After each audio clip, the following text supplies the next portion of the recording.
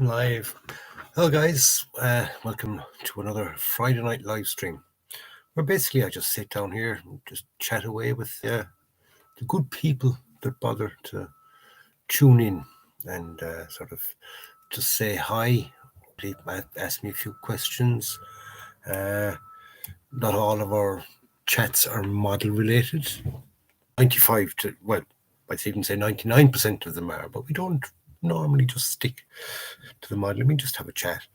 Try not to be political. Again, this it's getting harder these days, isn't it? Not to be political. Anyway, Commander Wolfman's here. Good evening. Good evening. How are you? I was just basically saying welcome to everybody that will click in later on. So I'm not just sitting here looking at myself for a few minutes waiting for people to kind of come in. I hope you've had a busy week, Mr. Wolfman. Have you? Robbie B. Good evening. Good evening, Rob. How are you? I'm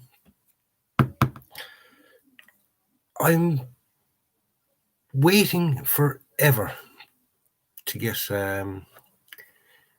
kits in the post. I wonder, is everybody else kind of suffering the same problem? Okay. Well, I know we are here in Ireland. It is a kind of a backlog on postage coming from England. Now, since I got back into modelling, I've always sort of I found a shop that I like. Okay. It's modelhobbies.co.uk. Never had a problem with them or anything like that.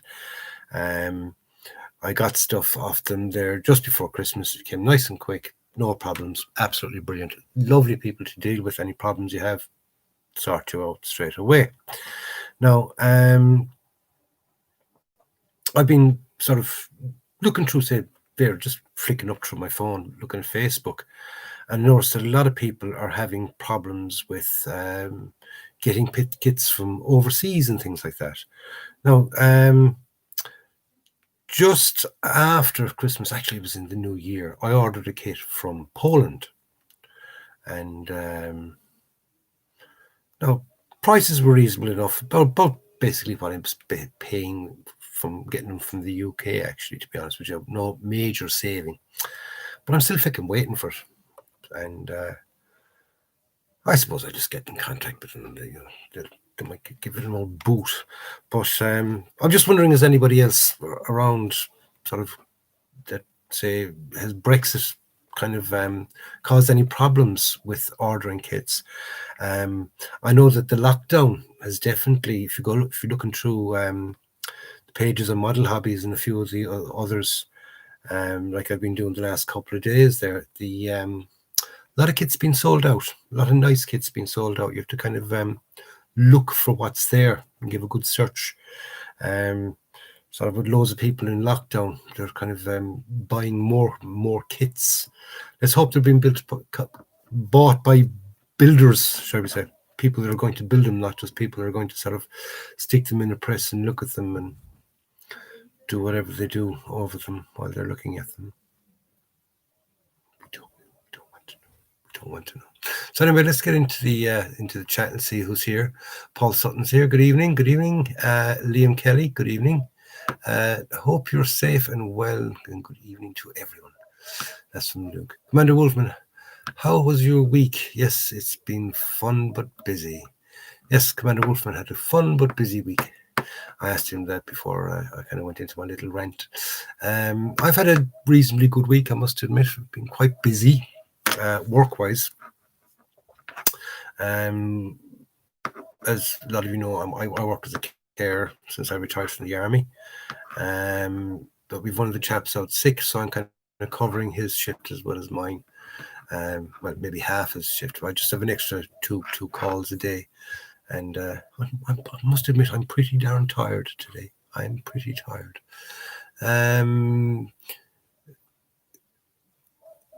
Liam Kelly, good evening. Hope you're safe and well. How's your week? Dave Thomas, hello, John. Hope you were all well. Ian Plumley's there. Hi, John. Hope you were well. Geez, they're all wondering, am I well? I'm grand. Ish. As well as can be expected. Like to be a lot better. Anyway, Ian Plumley, I hope you're all well. Robbie B, yep. Paul Sutton, post has been really slow. In other words, yep, everyone's having kind of problems with the old, with the post. And, I did give two possible reasons, Brexit and the old pandemic with people sort of panic buying of kits. And one thing, I mean, it's never actually happened to me, but I have heard of it happening, that a shop will actually say, tell you kits that they don't really kind of keep stock on what they have online. And they'll take your money, they'll take the kit, the whole lot. And then you're sitting there waiting for your kit to come. And you eventually contact them and say, well, we're out of stock at that one at the moment. Happened to anybody. Hasn't happened to me, so I don't know. But it's basically that they're just sort of raking in the money and hoping to get it back in stock, or might have it ordered. It hasn't come in yet, but they're basically selling you something that they haven't got, which is, I'm sure it's not proper. Del Dare is back. Hi, John. Hope you are this evening. Oh, how are you this evening? Hope you are this evening. I'm grand, Mr. Dell. How are you? Kevin, hi. Hello, John. How? And all of you. That's everybody up there. Kevin says hello, all the way from Galway. Derek's Rebel Builder. Hey, John. How are you tonight? I'm not going saying it again. I'm fine. Okay, people, please stop asking me how I am. I'm grand. I may look a bit sickly, but I'm okay. I'll survive. Robbie B got the Kinetic Harrier, but want the 132 BAC Lightning.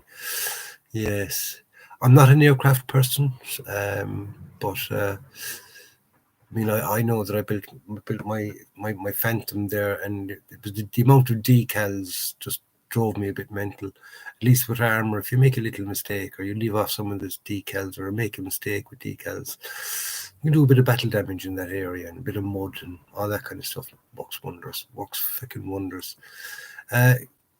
Jacob, good evening. Mr. P, good evening. Grab yourself a cup of tea, John. It always helps me. Doesn't it do wonders? Huh? As Mrs. Brown, Mrs. What was it? Not Mrs. Brown, but Mrs. Doyle. If anybody's ever watched Father Ted, sure, even Jesus himself stop on the cross to have a nice cup of tea.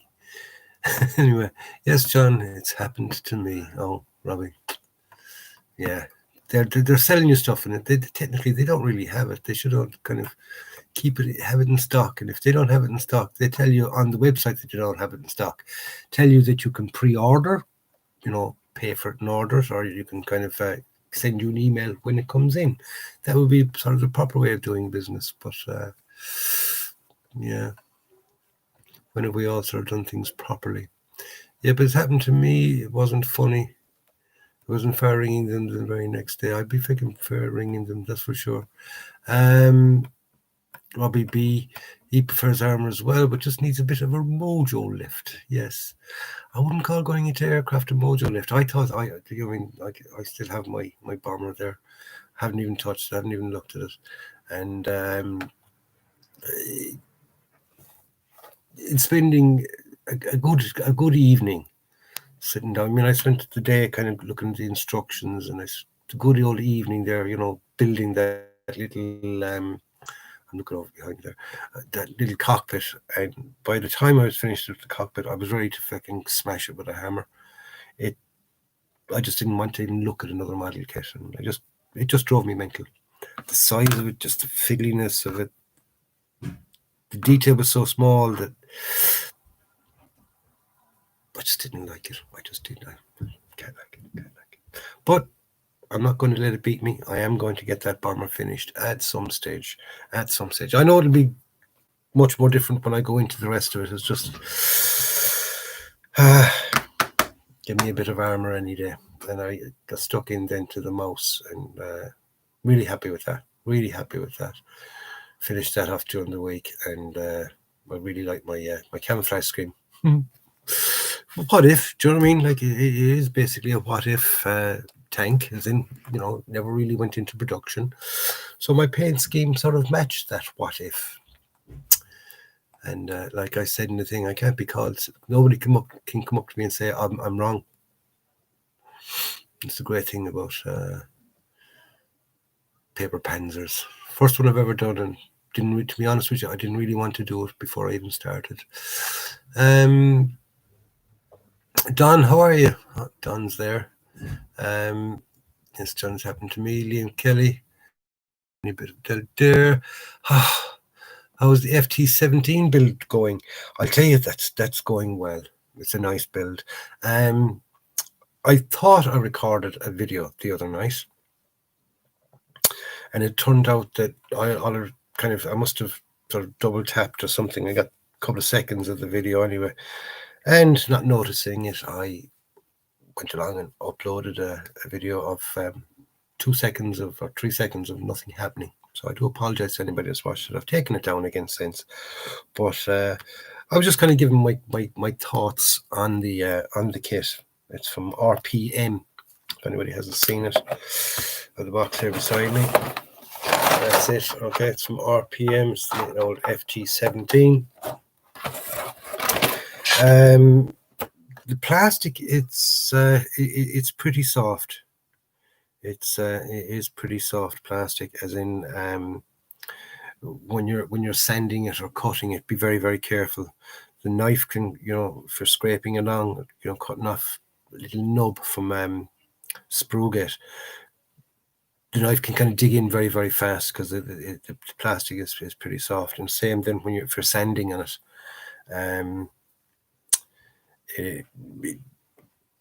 just go easy if you do get this kit.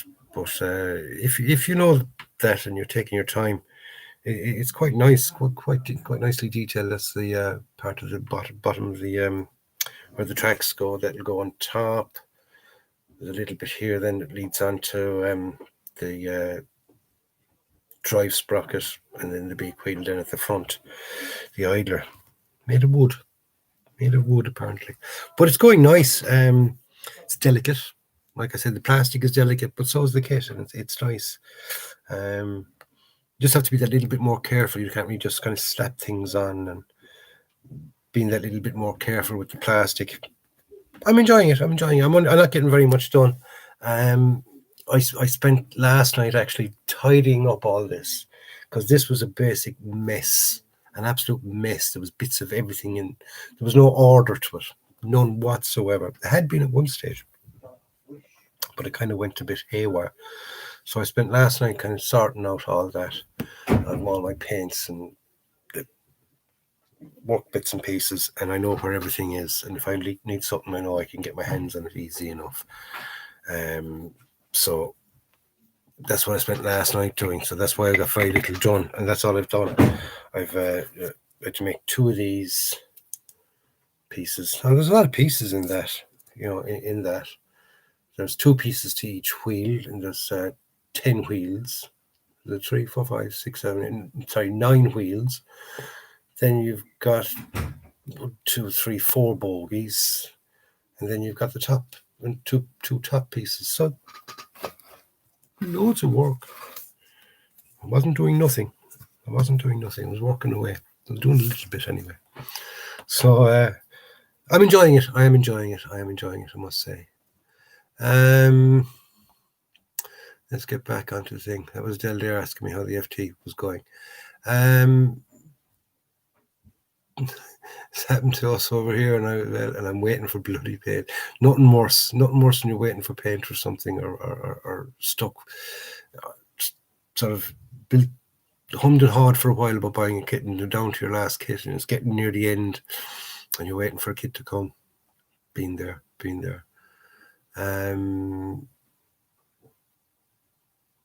Is that the 22-inch Eagle from space? This is Robbie B. No, the FT17 is it's a little tank. That's what you're thinking of P17, maybe, I don't know. Maybe not even talking about what I was looking at. Derek's Rebel Builder. You had a 4-week wait to weight on a kit. It was stuck and yip. Then it was out of stock. FM. Right, yeah. Yeah. Finally got out of fucking stock for the fucking thing. Robbie B, that's Space 1999. Oh, yes, the 22-inch Eagle from Space. Yes. Yeah. Get you now. The Eagle has landed. Space 1999. Didn't really get much of that over here, but I have seen bits of it since. Can you fix the track yet, Liam? I haven't even touched off it yet. I'm going to leave it until it's time to actually do it. I keep putting it off, but I'm thinking that that hot water will actually kind of soften them out enough to get around it, basically. Hopefully, otherwise I can see myself sort of gluing it all around, and I don't want it to get messy. But even if it does get, I do have to glue it all the way around, and it kind of, I can make it look like rust and mud. You know, if I have to do builds up of glue, if it won't hold. But just have to wait and see. Currently in deep into my first Zvezda kit. It's certainly challenging. What kit did you get, Ian? And when you say challenging, is it that it's a bad kit, or what's the story? But let us know what kit is it anyway that you're doing. Mark is good evening to everybody. That's Mark. So like I said, I'm really enjoying that little FT17. And I've really only done kind of one decent night's work at it, but I have been, tinkering with it since. So I've got the, that's step 2. So I've got as far as step 2, but it's definitely lots of little sub assemblies, and you're sort of sticking the sub assemblies then together, because there isn't that much of it there at all. And judging by sort of pictures, every time I look at the thing and I look at what I'm making, there's quite a lot of what I'm doing already is going to be covered up. And there was I sort of been very, very careful to remove, to make sure that there's what's it called, those little round marks on the plastic.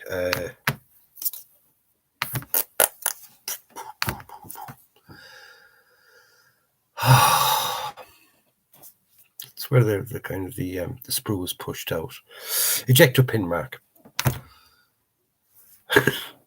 But there was ejector pin marks on each of the insides of these little things. Right, these are little plates that the wheels kind of go onto, and one side had an ejector pin mark, and I was being very, very careful to make sure that the ejector pins marks were all on the inside and there was nothing on the outside, and sanding it all down. And then I looked at the picture and realized that that is going to be, there's a plate going in front of the whole lot of that. Did anybody ever do that?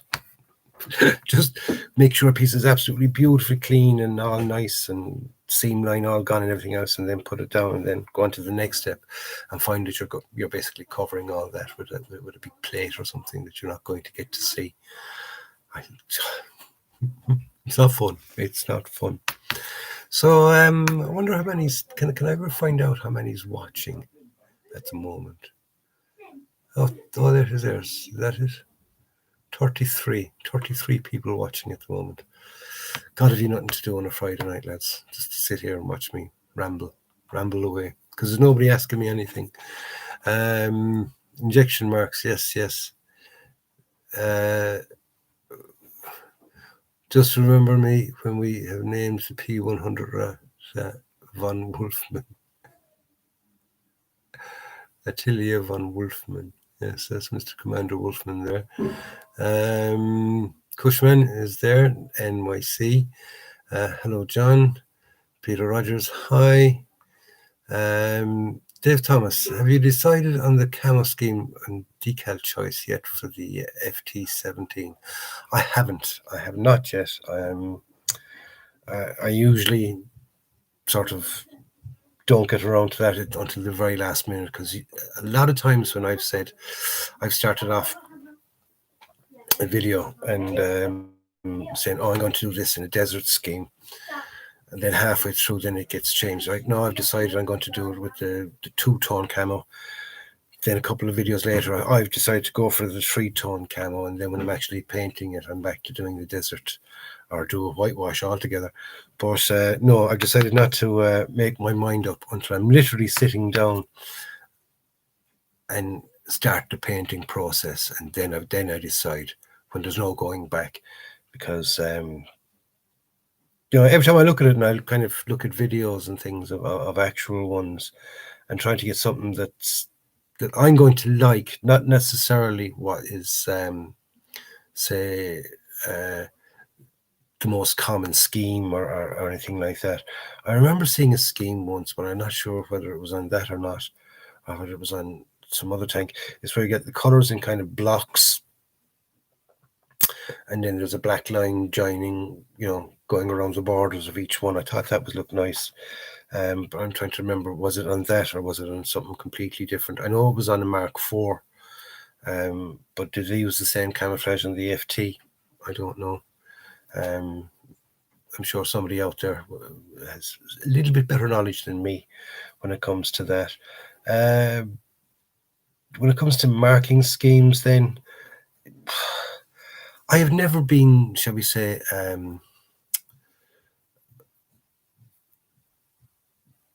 pushed